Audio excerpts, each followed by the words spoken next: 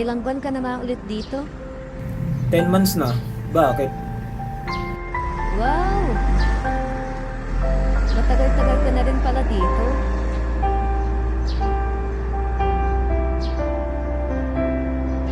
Sa tagal mo dito, may nagustuhan ka na ba? Oo naman. Ha? Sino? Ikaw.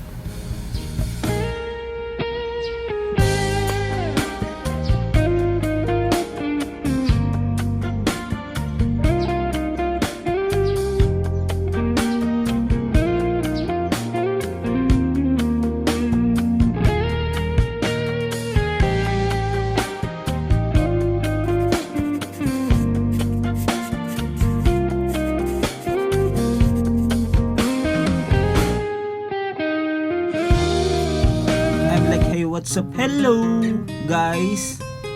Salamat nga pala sa inyo dahil ang daming nanood nung last video natin. Kahit testing animation lang yon. At sabi sa akin ni Van, Ano ba yan, Tin? Gawa ka ng gawa ng part 1 tapos di mo naman dinudugtuhan ng part 2.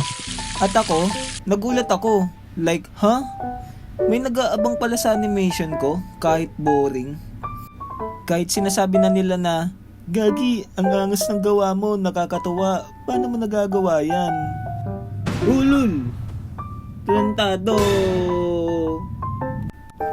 Okay na nga, balik sa kwento. Okay, pagtapos ng page ko sa Jollibee, kinabukasan, nilakad ko agad yung PhilHealth ID. Kasi doon yung walang masyadong pila, saka wala ring bayad. Paggawa po, PhilHealth ID, isa. Pakaingot mo talaga. Ano ka bumibili? Kabadong-kabado kasi ako niyan at di ko alam kung ano sasabihin ko. Buti na lang mabait yung counter. Binigyan niya ako ng form at ipinaliwanag niya sa akin yung mga sasagutan. At sa wakas, meron na naman akong valid ID. Kinabukasan, inasikaso ko yung police clearance, health card, saka mayor's permit. Grabe, parang puzzle nga yung pagkuha ko ng requirements eh. Bakit? Ganito kasi yan. Hindi ka makakakuha ng mayor's permit kapag wala kang health card. At hindi ka makakakuha ng health card kapag wala kang police clearance. At ito pa bonus. Hindi ka makakakuha ng police clearance kapag wala kang sedula. Kuha nyo? Alam ko medyo magulo.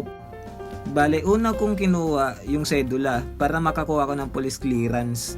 Naging mabilis naman yung sa police clearance kasi mukha ko palang artistahin na. Tawang-tawa nga ako sa picture ko sa police clearance. Kasi nagpapogi pa ako dun sa picture, kagat labi pa yun. Tas pagtingin ko mukhang kriminal. Punyemas na camera kasing yan eh. Ang laki mag-tax, tapos yung camera. Aray ko. Anyway, dito ako natagalan sa health card. Wala namang naging problema sa test. Saka kahit payat ako, masasabi ko na napaka-healthy kong tao. At sobrang lakas ng immune system ko. Kaya lang natagalan kasi sa pila. Napakahaba ng pila dito. Saka isa pang nagpahirap sa akin, yung stool. Putik yan, di ko mailabas yung stool ko. Kasi napakaengot ko din eh. Bago ako umalis ng bahay, tumae muna ako sa amin. Pagtapos ko umetyas, kinuha ko na yung sample ng stool ko. Tapos, sinunod ko naman yung ihi. Nadalian na lang ako dito sa ihi. Kasi kailangan mo lang naman uminom ng maraming tubig. Tapos, okay na, maihi ka na nun. Tapos, sunod, x-ray. Di ko alam kung ano yung ginawa nila sa akin. Basta pakiramdam ko na ito para lang akong pinicturan. At yan, okay na yung test para sa medical. Pipila na lang ako para makuha yung health card. Then, kinabukasan, inasikaso ko naman yung TIN number ko. At grabe, sobrang haba din ng pila dito. Alam mo yun, yung pang 64 pa lang yung sumasagot. Tas yung form na binigay sa akin, pang 118 pa. Ginawa ko na nagmerienda muna ako sa labas eh. Pagtapos ko kumain, bumalik muna ako sa BIR para tignan kung ako na yung next na mag-fill up ng form. At sakto, ako na. Fill upan ko na yung form tapos binigay na nila sa akin yung TIN number ko. At yun, okay na yung requirements.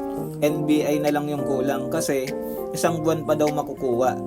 Bale, pinasa ko na lang yung requirements ko sa senior crew namin. At dyan na nga natatapos yung kwento ng requirements ko. Bale, sa part 3 ko na lang ikukwento yung mga experience ko dito sa loob.